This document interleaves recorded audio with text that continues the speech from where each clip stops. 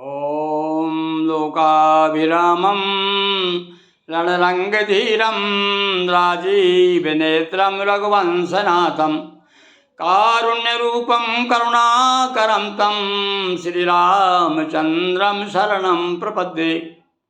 भगवान राम को प्रणाम करते हुए भैया विष्णु पुराण में जो राम का चरित्र आया है, आओ कथा शुरू करते हैं। संक्षेप में सुनिए भगवान राम का चरित्र। क्या दिया भैया इसमें? इक्ष्वाकु के वंश में हुए अनेक नृपाल, इसी वंश में रघु तथा रघुवर राम कृपाल।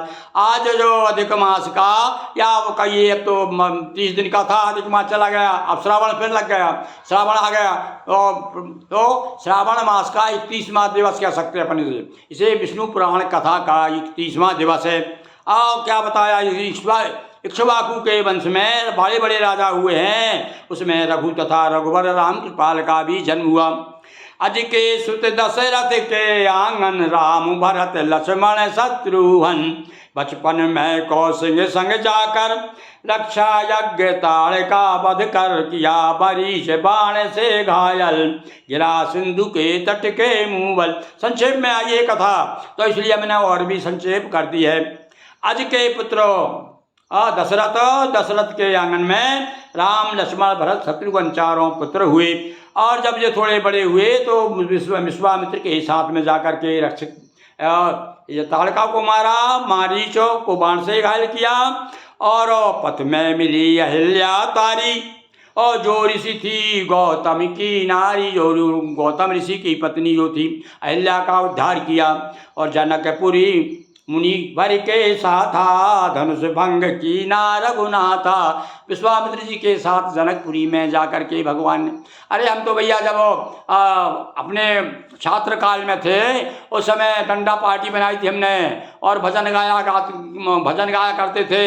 अरे जनकपुरी में जाके धनवा किसने तोड़ा था, धनवा किसने तोड़ा था। अरे धनवा के तोड़ने वाले की धुन होना चाहिए, हो धुन होना चाहिए। इसी माध्यम से भगवान की कथा का गान हम बचपन से ही करते चले आ रहे हैं। तो देखिए वही बात मैंने यहाँ पर चौपाई के माध्यम से कही कि गए जनकपुर मुनि के साथा, धनुष भंग की ना रघुनाथा। छो तोड़ा धनुष हुई जयकारा, और पत्नी रूप सिया स्वीकारा। अर्धांगिनी का अर्धांगिनी के रूप में सिया जी को ग्रहण किया। और भैया ऐसे वैसा विवाह हुआ कि आज भी जब किसी का भी विवाह होता है तो उस विवाह की याद आती है, और लोग कहने लगते हैं कि देखो री बन्ना जनक लली के, ठाड़े री बन्ना जनक लली ले, ठाड़े री बन्ना जनक लली के, ले धनुष बन्ना ठाड़े री, कोई जोड़ी तो मिलाए दो। नाना प्रकार से और महिलाएं मस्त होकर के भगवान के रंग में लीला में डूब डूब करके और विवाह के समय राम के विवाह का गान करती है। तो तोड़ा धनुष हुई जयकारा, पत्नी रूप सिया स्वीकारा। आज्ञाकारी मान पितु वचन, सहित लखन सिय कीन वन गवन।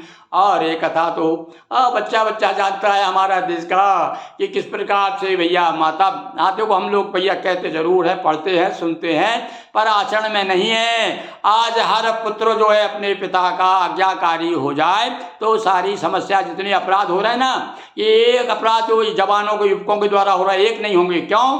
क्योंकि उन्हें डर होगा कि हमारे गुरुजन क्या कहेंगे यदि हम गलत काम करेंगे तो। अब तो भय नहीं रहा है माता पिता का, सारी मर्यादाएं टूट रही है। तो बार बार ये कथाएं क्यों सुनाई जाती हैं कि हमें इस ओर जरा ध्यान देना चाहिए। आज्ञाकारी और बद विराध खर दूषण कीना, बाली को भी सुरपुर दीना। संक्षेप में भगवान ने वनवास के समय विराट को मारा, खरदूषण को निपटाया, और बाली की कथा तो आप सन जानते ही हैं। बाली को भी अंत में तो भगवान कहने लगे थे कि भैया तू कह दे तो तुझे जीवित कर लूँ। इतने दयालु भी हैं भगवान, जानते थे। किंतु उसने कहा कि महाराज जन्म जन्म मुनि जतन कराही, अंत राम कहीं आवत नहीं, महाराज मुझे जाने दो। सेतु बांध जा सागर पारा, रावण सा परिवार सारा।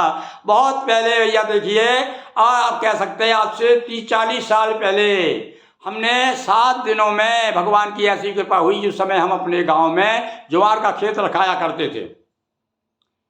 हमारा गांव है छोटा सा, नर्मदा जी के किनारे घनेरा, और वहाँ पर मंडवा पे बैठ करके होड़िया भगाते थे हम। और होड़िया भगाते भगाते उसी समय कुछ ऐसी प्रेरणा होगी, 7 दिन में हमने 7 सर्गों में बाल रामायण की रचना की। और वो बाल रामायण सबसे हमारी पहली रचना बहुत लोकप्रिय हुई। और यहाँ तक कि अयोध्या के जो बहुत बड़े प्रसिद्ध उस समय राम कुमार दास बड़े विद्वान थे, उनने भी बड़ी तारीफ की। तो ये तो सब कृपा है, अपनी क्या की तारीफ हुई। अरे भाई अपन तो बोलने वाले, माइक है, अपन तो बोलने वाला तो कोई दूसरा है। ये भगवती की सरस्वती है। तुलसीदास जी ने कितनी प्यारी बात लिखी है कि जही वो रजे नचा वही बानी, और उसके आंगन में सरस्वती नाचती है। क्यों नाचती है और कब नाचती है? तो बोले जेहि पर कृपा करही जन जानी। जिस पर भगवान की कृपा हो जाती है उस पर सरस्वती क्या सारे देवता, जिस पर कृपा राम की होई ता पर कृपा करें सब कोई। तो उस समय हमने बाल रामायण लिखी थी।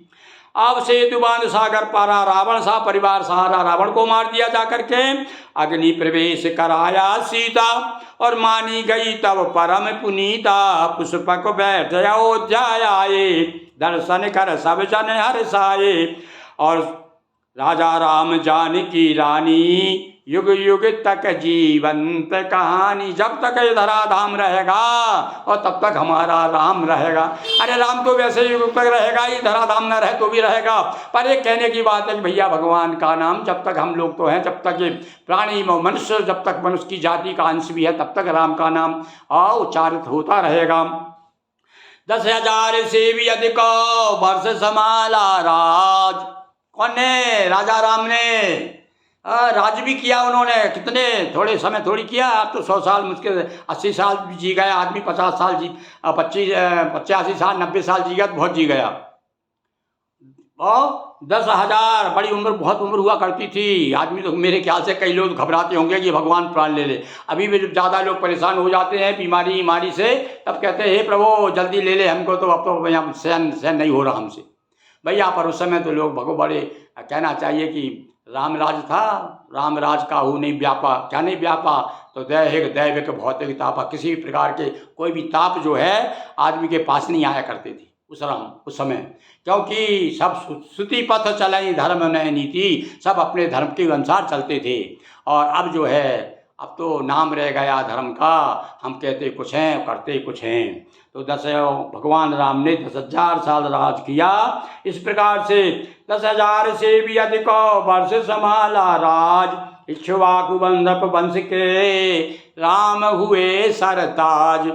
बोलिए रामचंद्र की जय, लक्ष्मी जी के पति की जय।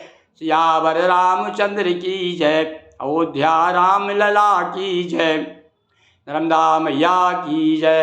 हर हर महादेव शंभो।